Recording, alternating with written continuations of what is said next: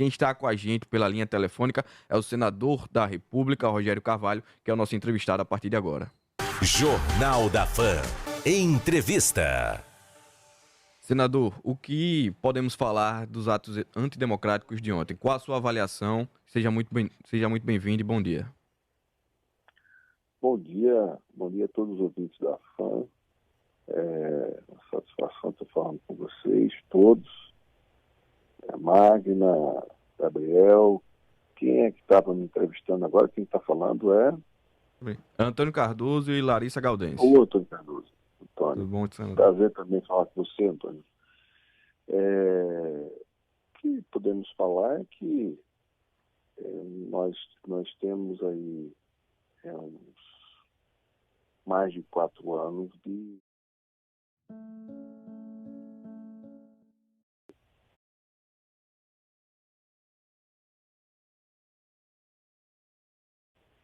estímulo de tolerância a posições que levaram ao que aconteceu ontem, né? Ontem o que a gente viu foi pessoas que vêm sendo ao longo desse tempo estimuladas a negar a democracia, a falar em golpe militar, a falar em intervenção militar. Nós temos aí uns mais de 4 anos de estímulo de tolerância a posições que levaram ao que aconteceu ontem, né? Ontem o que a gente viu foi pessoas que vêm sendo ao longo desse tempo estimuladas a negar a democracia, a falar em golpe militar, a falar em intervenção militar, ditadura, autoritarismo, tudo isso proposto e defendido pelo ex-presidente Jair Bolsonaro. E o fato de ontem tem algumas coincidências que são muito claras, né? O ex-presidente Bolsonaro, ele viajou 2 dias antes de encerrar o mandato, não passou a faixa, de certa maneira tem gente dele organizando e orquestrando esses acampamentos, ficaram quase 50 mil pessoas acampadas, questionando o resultado das eleições, e ontem o que a gente viu foi o ex-ministro de Segurança Pública e da Justiça de Bolsonaro virou secretário de Justiça do Distrito Federal, foi para os Estados Unidos também, estava lá nesse período que ontem, principalmente no dia de ontem, e o que houve foi uma mudança dos procedimentos que deveriam ser adotados em qualquer manifestação para preservar, geralmente, quando você tem eleições, é preciso ter uma certa preservação daquilo que é a representação da nossa institucionalidade, ou seja, do Brasil, que é o Palácio do Planalto, o Congresso Nacional, o Supremo Tribunal Federal, são as grandes instituições que representam a República Brasileira, né? Então, esses prédios, eles são simbólicos para o Brasil e para o mundo inteiro. Então, foi uma situação muito difícil, porque o grau de depredação, de destruição desses prédios, com roubo de peças valiosas, históricas, destruição de artes, destruição de equipamentos, destruição da área física. Foi parece que passou um terremoto em Brasília pelo grau de destruição que foi visto ontem. Agora de manhã nós temos a parte do Senado, faço parte da comissão substitutiva que fica de plantão Brasília. Nós temos uma reunião às 10 horas para adotarmos as primeiras providências no sentido de restabelecer o funcionamento normal do Senado Federal. Mas ontem mesmo passei a tarde inteira tentando falar com o governador Ibanez Rocha, falei com o vice-presidente do Senado, que está no exercício, veneziano, tentei falar com todos falei com o veneziano, mas não consegui falar com o Ibanez, não consegui falar com o secretário da Casa Civil do DF, né? Parecia que eles estavam vendo e pagando para ver onde isso ia dar. No final do dia, o Ibanez faz aquela declaração pedindo desculpas depois que o presidente Lula resolveu fazer a intervenção que nós propomos, né, nas forças policiais. Eu falei com a Gleisi Hoffmann, sugeri, falei para o grupo de senadores que a gente tem, que era fundamental fazer a intervenção nas forças policiais. Então, tudo isso aconteceu no dia de ontem, mas o pior de tudo é o estrago, né? O estrago do nosso patrimônio histórico, cultural, que foi atacado. Perfeito, senador. A nossa repórter, Magna Santana, ela quer interagir com o senhor para fazer um questionamento também. Magna. Obrigada, Larissa. Bom dia, senador Rogério. Me ouve bem? Consegue me ouvir? Oi, Magna, tudo bem? Bom dia. Obrigada por participar aqui conosco, senador, num dia que a gente poderia estar falando, né, dos avanços do governo, mas lamentavelmente para fazer aí um balanço dessa tragédia para a democracia brasileira, né? Mas que, pelo menos o que eu acredito, senador, se o senhor concorda, a reação e o repúdio também nas redes sociais também veio com a mesma força, e isso é bom, porque o povo brasileiro repudia. Ele aprova as manifestações, é natural, é democrático que ela aconteça. Mas vandalismo, terrorismo, não é característica do povo bom, do povo brasileiro. E aí eu lhe questiono, senador, o senhor em algum momento, acredito, já ouvi alguns comentários, que tudo isso foi orquestrado e planejado. Onde teve, inclusive, até, segundo também especialistas que relatam, esse apoio até do próprio ex-presidente da República, que essa viagem foi até que estratégica.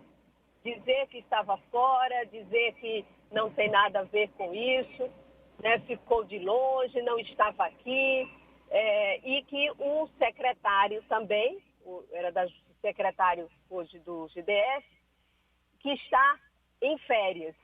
Como é que o senhor avalia isso? O senhor também tem comunga dessas hipóteses, esses comentários, dessas análises neste sentido, e quanto à punição, né, para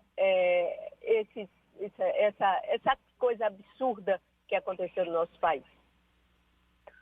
Olha, Magna, primeiro é inegável e é indiscutível e que tem uma responsabilidade política que deve ser atribuída ao ex-presidente Jair Bolsonaro.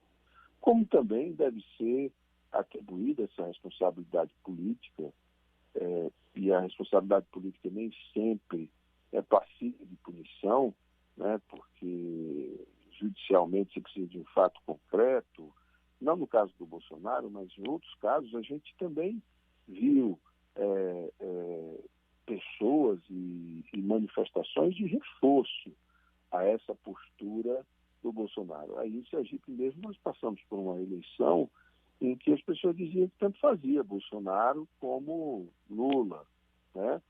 Tanto fazia ter um presidente que notadamente e deliberadamente questionava as urnas eletrônicas, que questionava a legitimidade do pleito, que agiu tentando deslegitimar o STF, o Congresso Nacional, tudo que é a nossa institucionalidade, tudo isso que nós acompanhamos ao longo desse período, também tivemos aí em Sergipe um estímulo, né? E durante a campanha a gente enfrentou isso. Então, politicamente, é indiscutível que tenha havido, da parte do Bolsonaro, do ponto de vista político, a sua atuação.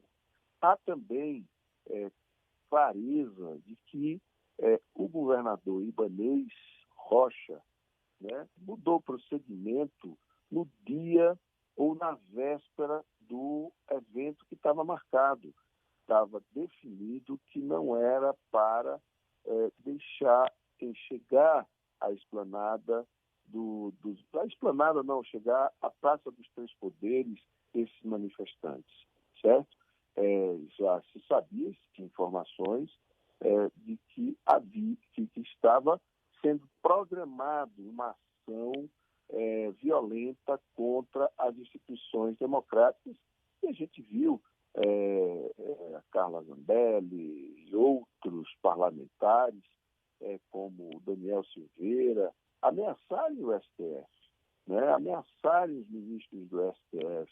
A gente viu tudo isso aconteceu e, de certa maneira, a sociedade não entendia a gravidade daquilo, né? Parecia uma manifestação livre e a narrativa era de que era uma manifestação política, que é liberdade de expressão, né? Uma tentativa de esconder a gravidade do que estava acontecendo. E o que aconteceu ontem é que tinha uma programação, um acordo feito entre as autoridades, a responsabilidade por manter a ordem pública é do DF, é pago pelo governo federal, mas é das forças policiais do Distrito Federal, e não tinha policiamento para sequer fazer a proteção do patrimônio público, certo? Não tinha, a polícia estava ausente. Eu, como terceiro secretário da mesa do Senado, como membro da comissão que fica aqui em Brasília, né, que é essa comissão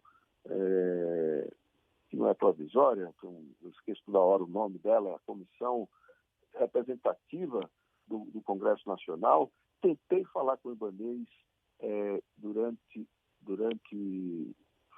várias vezes, foi pelo menos umas 5 ligações que eu fiz para ele, para tentar, a pedido do também vice-presidente do Senado, que não conseguiu falar com ele, né, para que tivesse a sua explicação. Por que a polícia não estava? Por que o BOP? Por que o choque? Por que as forças especiais da polícia militar não estavam presentes, né? Também é preciso que a gente busque informações. Por que a Guarda Nacional, que é ligada ao Exército Brasileiro, não estava lá de prontidão para proteger o Palácio do Planalto, que é o espaço oficial de trabalho do presidente da República e que é simbólico?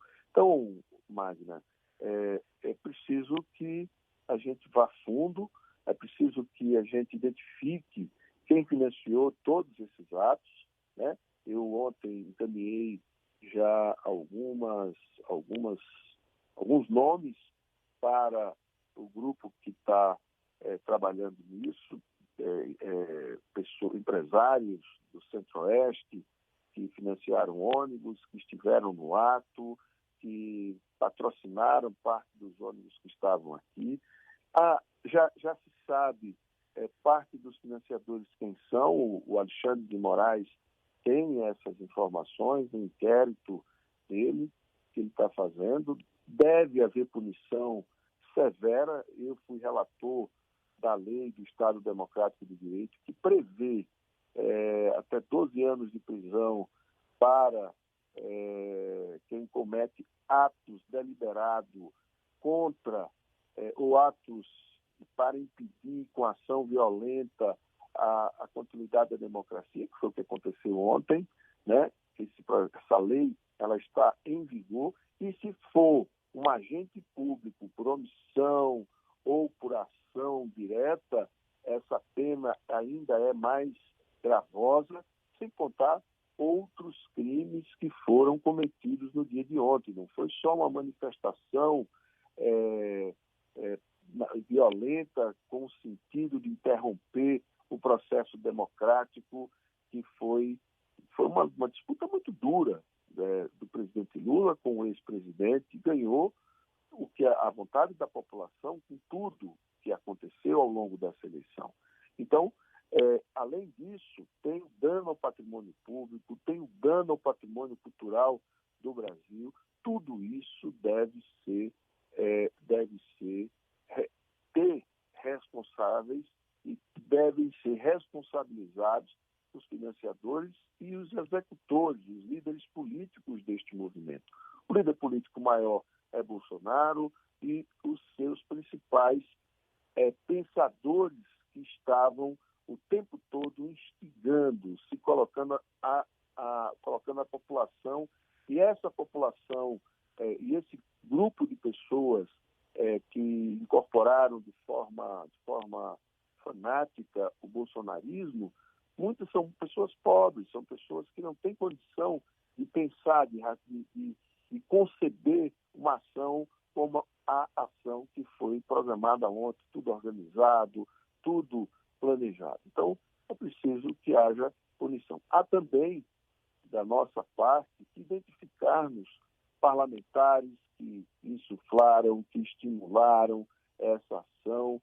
Ou seja, nós não podemos tolerar nenhum ato que, em nome da liberdade de expressão, seja utilizado para agredir, para destruir a nossa democracia. Por outro lado, você também tem razão que isso unificou o Exército, unificou a Justiça, o Congresso, o Executivo, as instituições que representam o setor produtivo, os setores privados, desde os bancos até o setor industrial. Todos esses setores se posicionaram contra a barbárie, contra a ação criminosa que foi perpetrada ontem contra a democracia, contra as Perfeito, senador. símbolos da Desculpa. nossa democracia no Brasil. Desculpa ter interrompido o senhor, é que a gente está com um tempo um pouco apertado por aqui. A gente agradece a sua participação, como sempre, muito prestativa aqui ao Jornal da Fã. A gente continua acompanhando essa situação e a gente conta também, né, com a sua participação aqui outras vezes para a gente debater esse assunto. Muito obrigada. Nada.